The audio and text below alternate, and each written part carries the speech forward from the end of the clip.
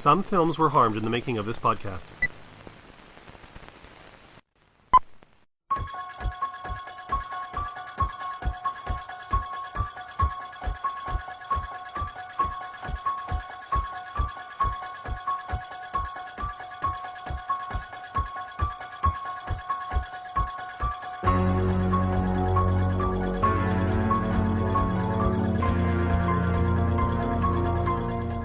Hello and welcome to another fine, frightful episode of For Your Consideration. That was a lot of alliteration. The podcast featuring roundtable discussions, reevaluating the cinematic canon of past masterpieces and modern classics.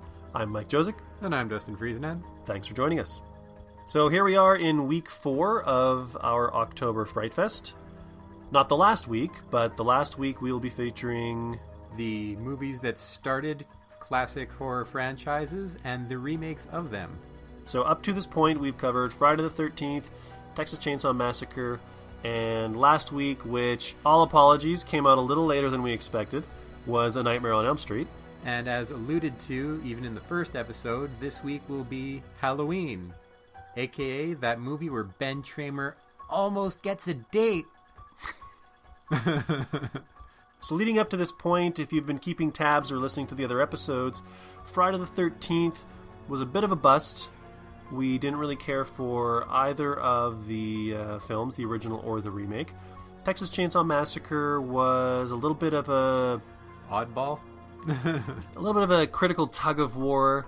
We recognize there's something going on in that original, but the remake was kind of a by-the-numbers slasher pick.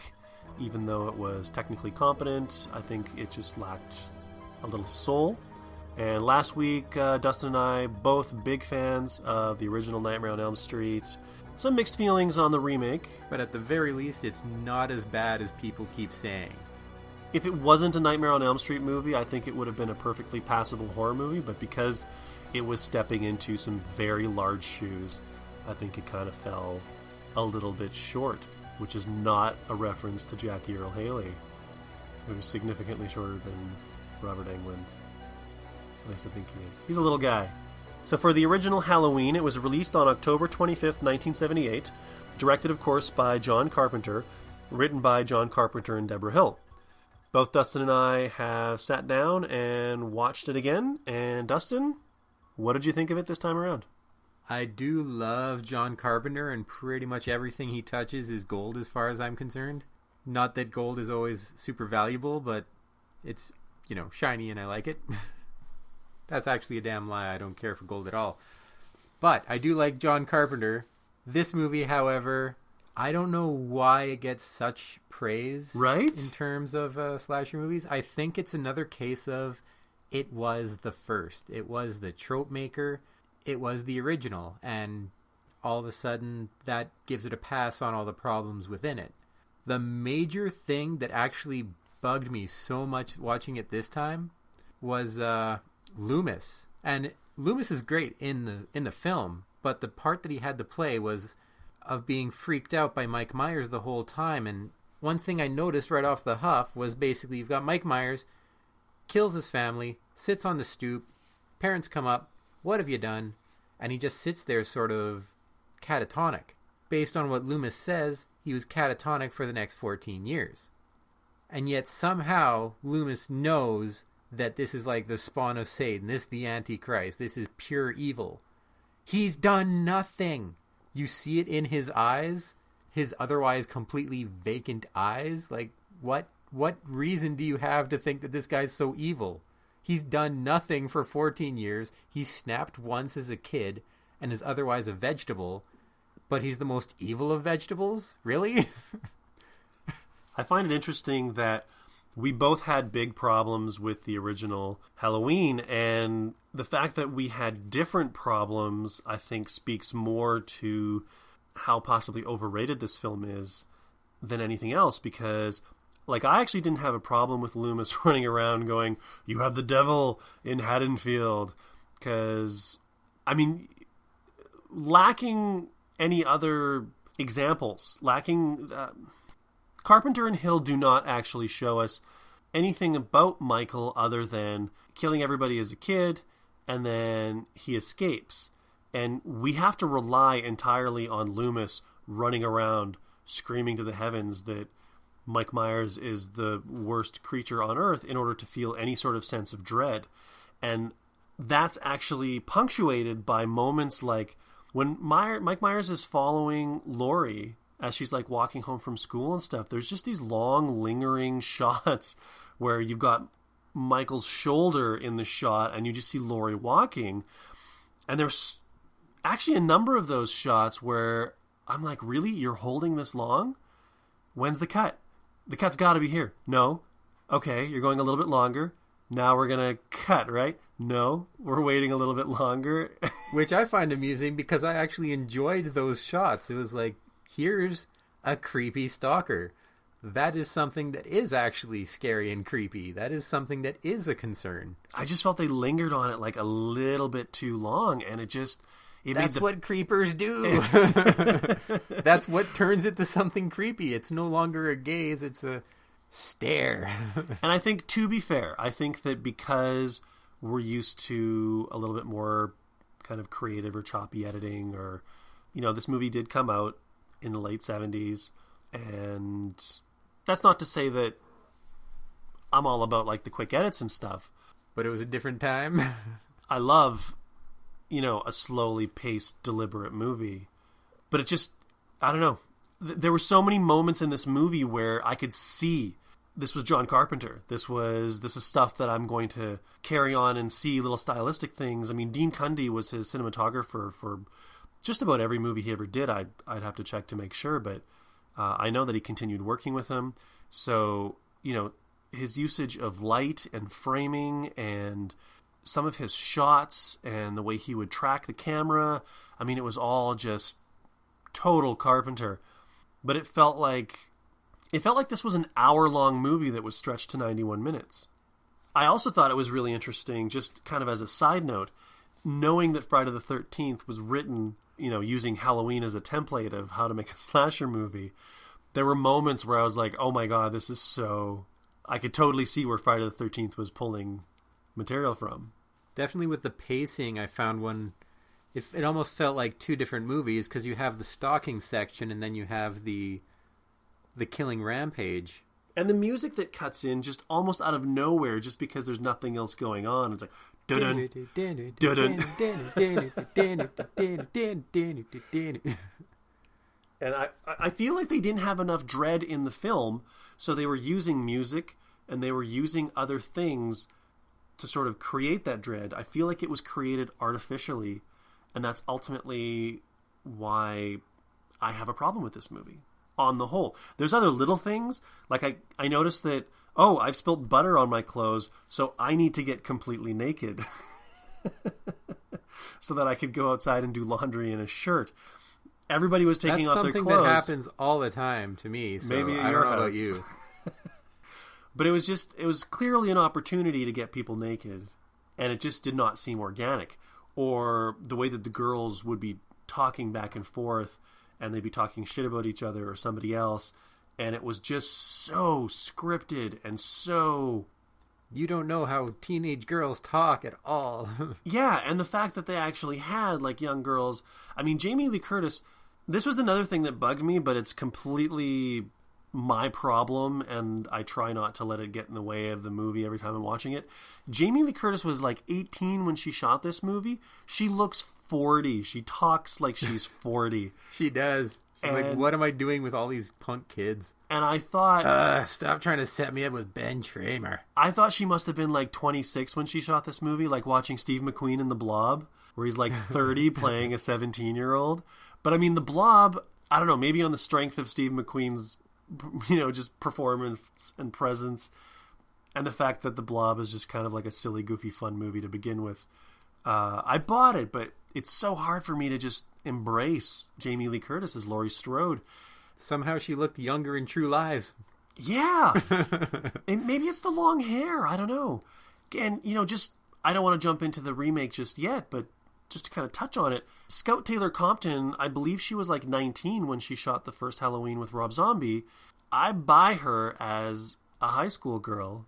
And spoiler alert, I thought she did a much better job as Laurie than Jamie Lee Curtis did, but that's for a few minutes from now. She's a little over-sexualized, I think. Then again, I don't know how teenage girls act either, so who am I to say? Another thing that really bothered me about the movie, I'm kind of taking over here. Are we cool with that?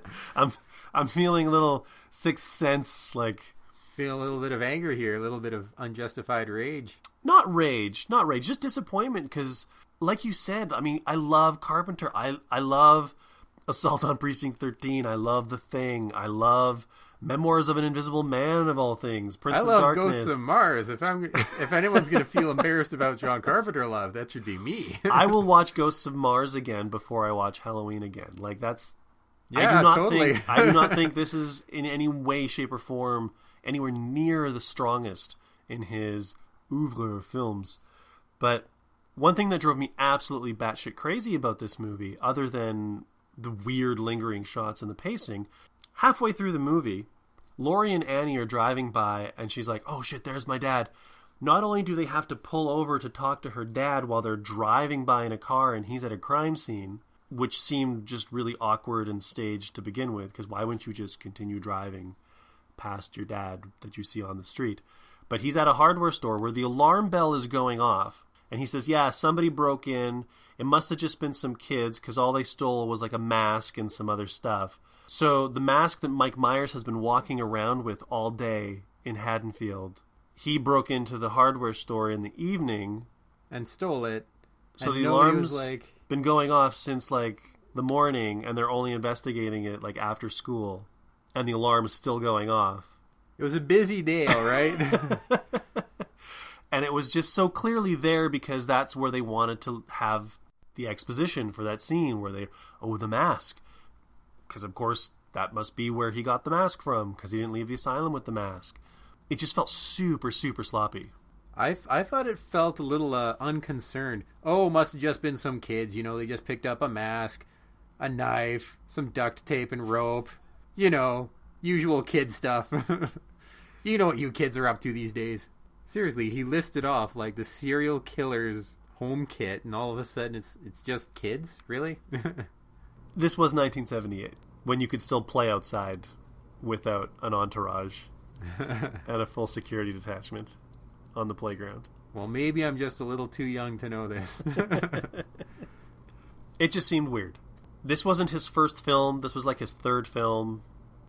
I just expected more. And considering how beloved this movie is and how much of a classic it's considered, I mean, yeah, it was sort of the first.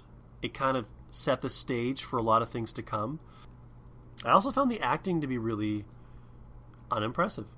Minus Loomis, you were saying. Well, Donald Pleasance was an accomplished actor at the time. I didn't mind the sheriff either. Sheriff Brackett, he didn't have a lot to do. He just kind of had to stand there and be official. And be a dad. And I bought it. I bought he was a dad. The teenagers, teenagers, the younger kids like Tommy and Lindsay, Linda and Annie and Laurie, just kind of stiff and very unnatural, which is equally disappointing because Jamie Lee Curtis was a teenager at the time, so you'd hope that she could act more like a teenager instead of what an adult thinks a teenager should act like or talk like. To be fair, I can't really think right now of any other movie where John Carpenter had teenagers in it. Maybe he learned his lesson. Maybe Village of the Damned. It's been a while since I've seen it. Couldn't tell you. To be fair, I also don't have a list at hand. So was Loomis pretty much the only thing that really bothered you about the movie? That was the one thing that really stuck out. The pacing was a little odd. I did enjoy the slow stalker stuff, and then suddenly it switched into high gear slasher. And on one hand, I enjoy that it all happened in one night, but then again, it also had all those, oops, I suddenly ended up naked and running around trapped in a laundry house that's apparently out back. I don't like hearing the laundry going either, but you know what, I'm not gonna... Yeah, what's up with the laundry house outside? Like, getting the hookups for that would actually be really complicated. They're in Illinois. This isn't like Los Angeles. Although the film, I believe, was shot in Pasadena, which explains why there was a laundry house out back. Well, the important thing was that nobody could hear her scream and that she could get trapped in there and get scared, I guess. Have a reason for her boyfriend to go out into the backyard. But who wants to go out in the snow to do their laundry? It's Illinois. I actually never thought of that. Who wants to carry their laundry in during a thunderstorm? It's October in Illinois. Ridiculous. Little things mostly. And I couldn't get over not being scared of Mike Myers in the slightest. I know you've described him as he's supposed to be a force of nature, but that's John Carpenter's own words. He actually disliked Rob Zombie's version because of the beginning where he shows sort of the descent of or the origins of Mike Myers as a kid, so that you have somewhere to go when he's an adult. And he's like, that took all the mystery away. He's supposed to be a force of nature. He's just supposed to be this thing that comes in and just like kills everything. The thing is, I don't find that scary. If it's something that's entirely random and stupid like that, like a force of nature, like a tornado, a hurricane, well, it's something that happens and you pick up, you move on, you don't worry about it. Whereas I enjoyed Rob Zombie's Mike Myers because for that first half hour, yeah, you are learning about him. This is something you could see happening. This is something that some of you might have seen, kids who torture animals. You hear the stories of them. And this is stuff that happens, so you could actually be worried that, well, what if that next person was that guy I went to school with? What if the next person's living down on the West End here? Like, this is something that it brings it more into reality, and I'm more scared of reality than I am fiction. This is probably as good a place to segue into the remake as any. So I'll just quickly throw out the credits that the remake was released on August 31st, 2007, and it was written and directed by Rob Zombie. So just kind of jumping on what you were talking about there about seeing Mike Myers as a kid in the sanitarium with Loomis as his doctor and kind of learning how he got to where he was. I do think that there was maybe 5 minutes, maybe even 10 minutes too much of that. But overall, I actually appreciated seeing Michael as a human being, seeing sort of how his family, or at least his mother, kind of disintegrated after that. It explained better how Laurie is his sister. It just tied, it's John Carpenter told Rob Zombie to make the film his own. And apparently got upset when he did. Well, that's something completely separate. He didn't get upset about the Zombie kind of doing his own take on the film. He got upset by some of the things that Zombie said in like a History Channel documentary or something, which is neither here nor there. But Zombie did make this movie his own, but not in a way where it was like, I'm just going to shit on what came before and I'm going to create something from whole cloth. He was really, really faithful to Carpenter's last hour kind of Halloween. And he did the same thing in the second Halloween where he was super faithful to the sequel, and then he kind of moved on and he did his own thing. And he did it in such a clever way that not only can I not fault him for doing it, but I applaud how he went about doing it, and I think he created a more layered, more interesting film as a result. And which is tough to do in a remake. A lot of these will have either it's too faithful, it's too much cut and dry, too much copy-paste, or it's, why did you even call this that? It had nothing to do with anything.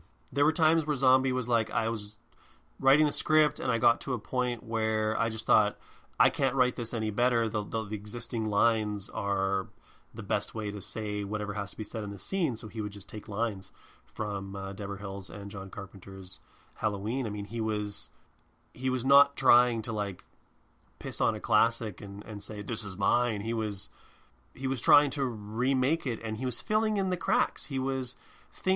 The really interesting thing about watching these two movies back to back, and I don't know why we talked about this last week, where I felt that watching Nightmare original and remake back to back actually hurt the viewing of the remake, because just the comparisons that were kind of there. Watching the two Halloweens back to back, you would see in the 78 version, Carpenter and Hill would throw in some exposition, or they would tell rather than show. And then Zombie obviously sat and watched the movie and was like, I'm going to show that. There's this gap here where we've heard about this thing. I'm going to show this thing. He doesn't do it in a way that hinders the film. He does it in a way that actually, as I said before, enriches it. Like, maybe it's a matter of, with Nightmare, you preferred the original, so you thought it hurt the second. Whereas here, obviously you seem to prefer the remake, so it helps it. You're seeing the improvements as opposed to where they went wrong. And I feel foolish for not having seen that prior to this moment. Pretty much everything that I had complained about or criticized in Carpenter's Halloween was corrected, in my eyes, in Zombie's Halloween. And I also want to state, like, by no means am I a huge fan of Rob Zombie's filmmaking. I think House of a Thousand Corpses is garbage. I haven't seen The Devil's Rejects yet, but people have told me I should. And you told me that... A lot of people love The Devil's Rejects but hate House of a Thousand Corpses. I enjoy both. I thought he really went downhill with Haunted World of El Superbeasto, but that's neither here nor there. So this isn't like I prefer Rob Zombie. Like, this is John Carpenter is one of my favorite filmmakers of all time. Rob Zombie is okay.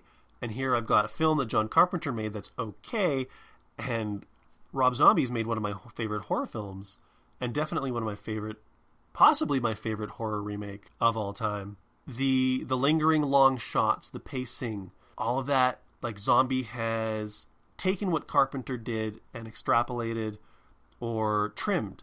The nakedness. There's like 2 scenes of real nudity. One of them is Annie lying on the floor bloody after the attack in the house.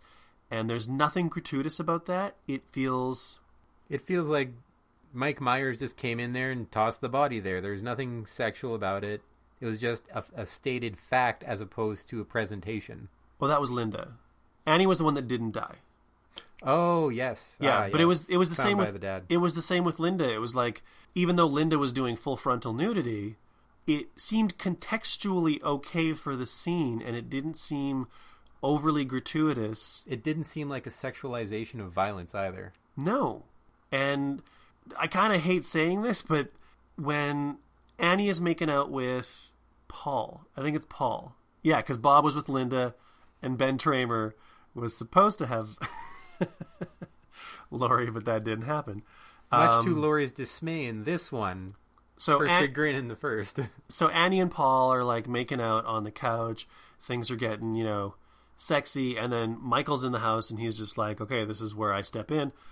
He pulls Paul off of her, starts to kill him. She freaks out. She's not going to like grab her shirt. She's like, I'm getting the fuck out of here. And she runs around the house, and I don't look at the scene and I'm not titillated by it. I'm not like, ooh, this is, girl with a shirt off running around. It's totally in the moment. It's totally, if that was happening, what somebody would do. And he didn't sensationalize it. It was just contextually right. And then when she's lying there and she's covered in blood, I mean, it kind of like obscured the nudity a little bit. Like the focus was on her face, regardless. Yeah, and I feel it was very tastefully done for a very violent, kind of horrible sort of thing. And there's a lot of very believable behavior in the movie. A lot of stuff which I definitely liked in the acting and the writing, for sure. Minus the crazy hillbilly sort of asylum guards. That was honestly the big horror in this movie, if anything, is the world that it presents itself in. These are the kind of people whose home lives are completely screwed up. Here's the asylums where we put sick people that are screwed up, and weird stuff happening alongside happy families like Annie's with her sheriff dad, and it all just sort of lingers there side to side. And that's reality, and if anything, that's what's scary, if anything. I do like the clash of the two worlds, and it's something that you didn't get in the first movie. It looked like Michael came from a very suburban household. I mean, it was obviously on the same block or in the same sort of general vicinity. And while I do think that maybe Zombie was pushed it a little to the edge with like the trailer trash, but that's kind of Zombie's thing. It did give a context for Michael, and I did feel that Michael's descent was earned. I felt that Loomis spending time with Michael meant something. Loomis was also an interesting character in that I do feel that he cared about what happened to Michael, and I do feel that he felt guilt and responsibility over it. And he honestly tried to sacrifice himself to save Laurie, but at the same time, he was exploiting the crap out of him. He was, but I think it was an interesting thing to add to the character. Like you said, he was exploiting Michael and the time that he spent with Michael, but he wasn't the villain. He wasn't completely soulless. Not at all. And there's that moment where he's talking to the sheriff, and we'll talk about Brad Dourif in a minute, because fuck, what an amazing cast in this movie, to be perfectly honest. And they get into the office, and Brad Dourif is like, all right, Dr. Loomis, I'm not going to beat around the bush. I've read your book. And I don't appreciate the way that you've sensationalized this horrible thing that's happened in our town and used it for personal gain. And Loomis's reaction is like, yeah, you're right, but we have more important things to deal with right now. And I just love that acknowledgement, but like, let's push through it and let's move on. I think it's a wonderful little character bit between the two of them, and just like a great dialogue scene as well. But that acknowledgement that you can kind of be a shitty asshole, but still not have to be an incorrigible villain. You know what I mean? You're a gray character. You're not black and white. Layered. Like an onion. Like an ogre. So I said we were going to talk about the cast. I have lots of feelings about the cast, but I've been talking a lot, and I want to hear what you think of them. So, Dustin, go on the cast. The first time I saw the movie, I didn't actually notice Rob Zombie's good old wife, Sherry Moon Zombie. And I know a lot of people have criticized him for putting her in because, oh, hey, look, you're just sort of bragging that you have a hot wife sort of deal. When I saw Lords of Salem, which is not a good movie, I loved her acting in it. She's actually a really good actress. She might have had a lot of the same sort of parts in a lot of his movies, but I noticed her as the mom in this one. I didn't recognize her in that part before, and no, she's actually really good in her parts. And that surprised me after seeing her just in the House of a Thousand Corpses and Devil's Rejects, where she was just sort of the extreme, almost ditzy psycho. I agree. I think she's more talented than a lot of the roles that Zombie gives her. Definitely a lot more talented than a lot of people give her credit for. That as well, yeah. And Malcolm McDowell, as always, is great. I love him in this movie. And Brad Dourif as Sheriff Brackett? I don't really remember the roles so much, but once again, the one scene that I remember him in is the one where he finds his daughter on the ground, and I believe he takes a good scene. Takes off his jacket to sort of cover her up, and the entire time just pure real concern going on there. It was just good casting all around. And what did you think of Scout Taylor Compton as Laurie? Fantastic. But I'm also remembering a lot of how she was in the second movie with her descent. I actually think that her performance in the second movie is kind of a tour de force for such a kind of young, unknown actor. When I initially saw them... And lots of screaming. An unbelievable amount of screaming. It's amazing. I believe I saw them back to back when I saw them initially. And so you can actually see the entire character arc unfolding. And even the kids weren't bad in this one. They were sort of mesmerized by the TV, being little weird little kids when they were being weird little kids. And otherwise screaming and hiding and just doing what Laurie said. And I found them quite believable. And for me, it's really hard to write good kids because they tend to annoy me a whole lot in movies. Because most of the time, first off, the kid's not going to die. The kid's going to make it. Not that Zombie doesn't kill off a kid in the first, 20 minutes of this one. But I always find that they tend to aggravate and not usually always add to the movie, to what's going on. I agree. I think the kids in this movie did a really good job. I didn't hate Tommy and Lindsay in the original, but the Tommy and Lindsay in this movie just had so much more to them.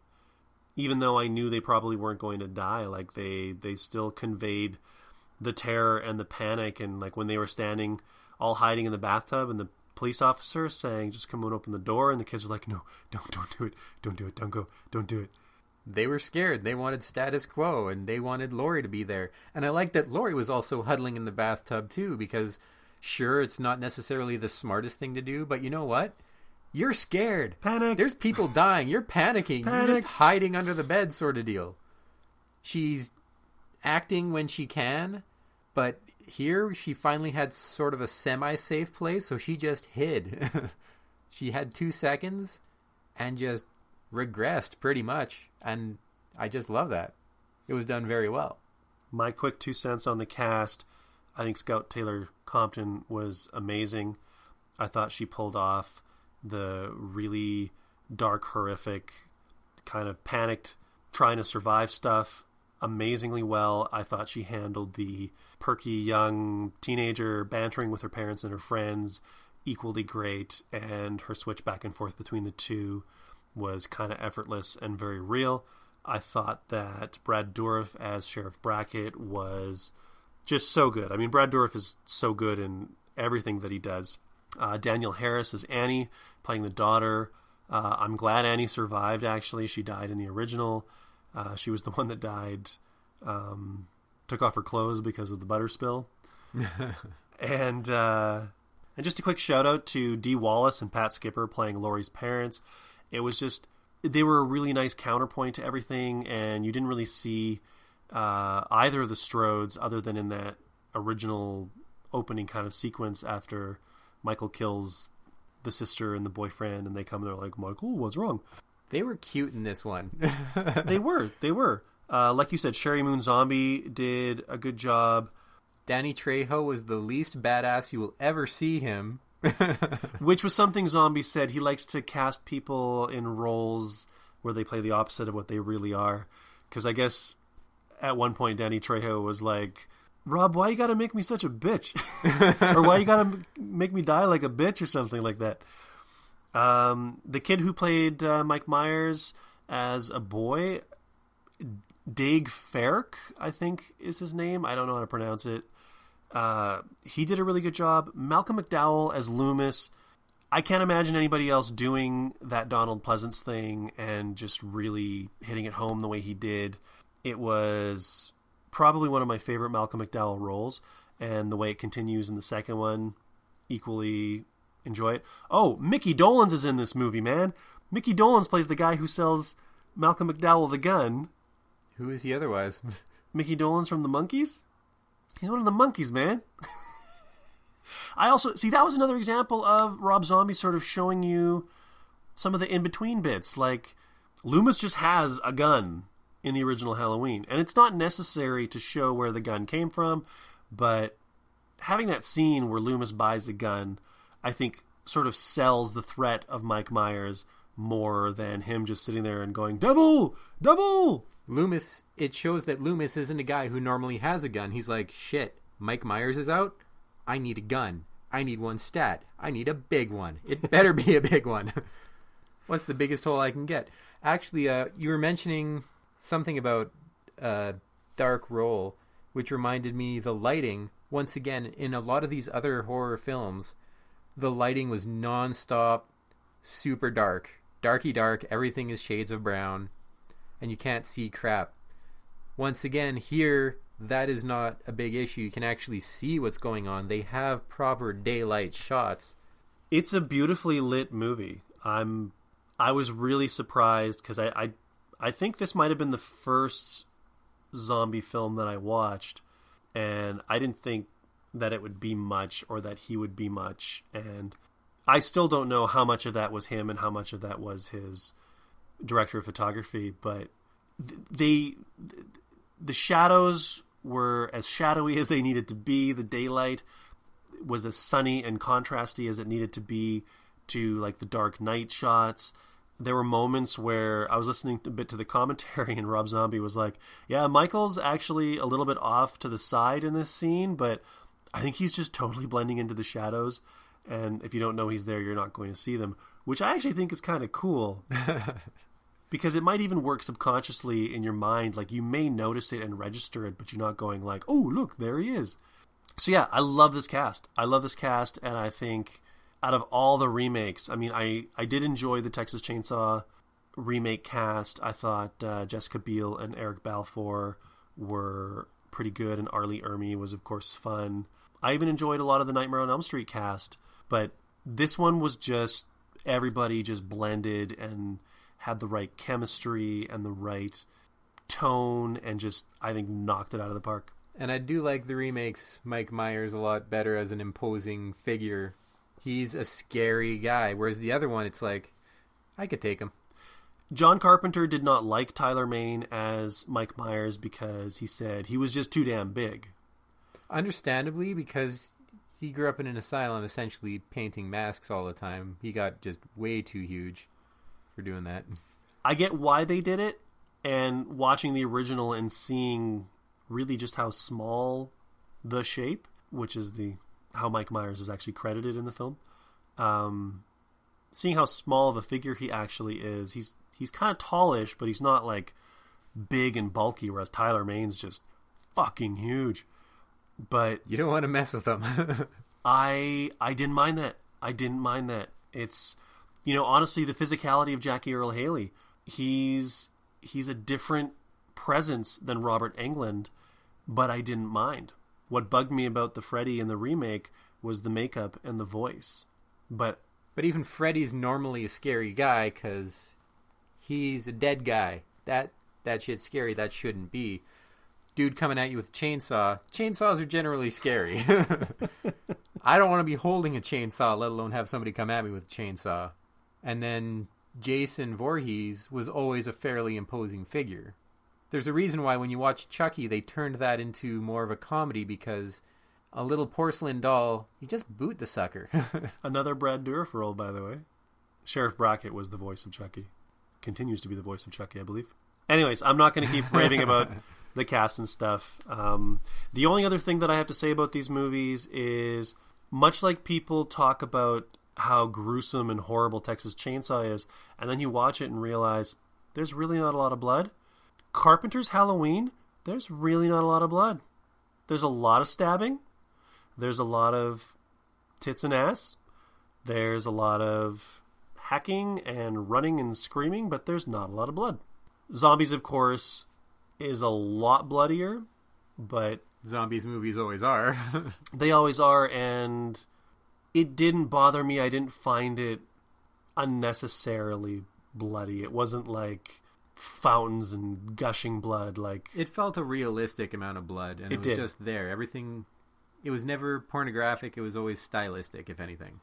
So just as a side note, I thought it was really interesting going back to Halloween and just realizing that movie was working almost entirely on tone, just sort of the looming threat that it created for people back in 1978. I also liked how Zombie used the music. So much of the music is repurposed. I love how Zombie used it because it, again, felt less dropped in just to make you feel something. It was there to accentuate. Sorry, Carpenter. Yeah, I know, right? I know. Sorry? I was honestly quite surprised. I thought the first time I ever saw Halloween, I didn't really care too much for it. I thought this time maybe I'd pick up on the things that I missed. Maybe I'd enjoy it more. Maybe I'd wrap my head around it in a way that I hadn't previously, and I just didn't. It just fell so flat for me. The best way to sort of sum up both of these movies for me, a lot of the films I've been watching for the Fright Fest episodes, I've been squeezing in after work in little bits of time where I don't really have the time to watch them, but I'm watching them because I need to, have them fresh for the episodes. The only film out of all the films that we've watched, including my favorite, which is Nightmare on Elm Street, the only film where I did not feel at any point that I could be doing something else more productive was Rob Zombie's Halloween. I got sucked into it. I was engrossed by it, and I enjoyed it. It doesn't feel like it's 2 hours. It's a 2-hour movie. It's a half an hour longer. To be fair, we did watch the uncut version, which is like 10 minutes longer than the theatrical. Even so. But even so, yeah. I think that the original one is not near as good as critics say it is. I don't see it as being the critical darling that they say it is. I think it was another case of it was the first. It's like Snow White. The first one gets a pass. And critics never like slasher movies, so, needless to say, it suddenly becomes the best one there is. Whereas Rob Zombie, he knows his horror movies. To be fair, that's kind of what I thought until, as I said, Haunted World of El Super Beasto and Lords of Salem was disappointing as crap. But he does know how to do a movie, I think. One kind of movie that he's been doing over and over again. Still, I look forward to both his and John Carpenter's next movies. So that brings the October Fright Fest more or less to a close. We've covered 8 films, 4 originals, 4 remakes. Some have fared better than others. Dustin, how have you felt about this process? Like I said last week, we are not doing this for Christmas films. That is for sure. But as a big fan of horror films, I wouldn't mind doing this again next year with something along the similar lines. I agree. I was thinking of a number of films and remakes that we could do. Amityville is one, Poltergeist is another. You know, we didn't have a single ghost movie. They were all slashers. Next year could be ghost movies. Ring and Ringu, Grudge and Ju-on. Oh, that could be fun, bringing in some foreign films as well. Yeah.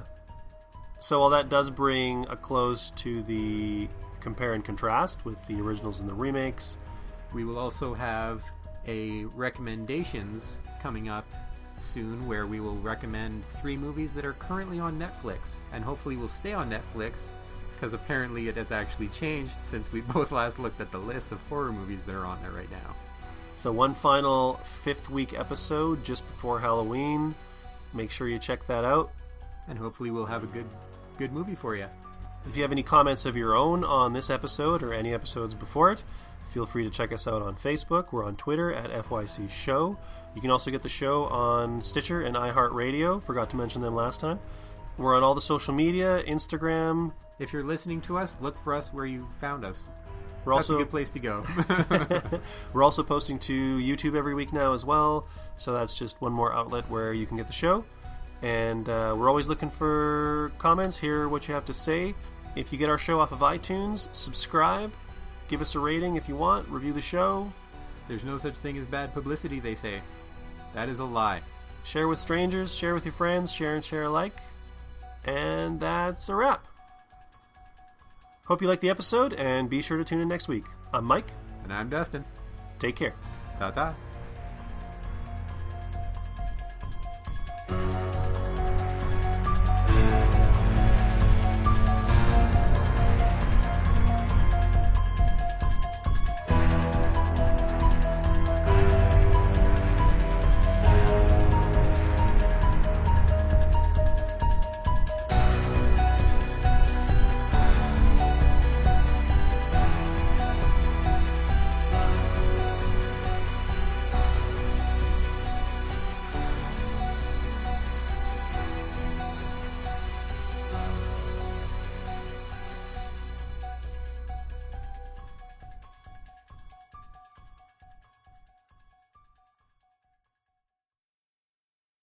And then moving on beyond the originals and the remakes, the porn parodies, all of which I watched, Halloween had one of the most faithful ones. It was the only one that actually have killing.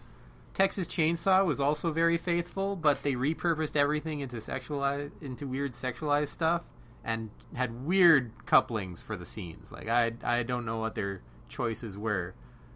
And for whatever reason, Ron Jeremy, who only appeared in that one, Friday the 13th, they flubbed that one.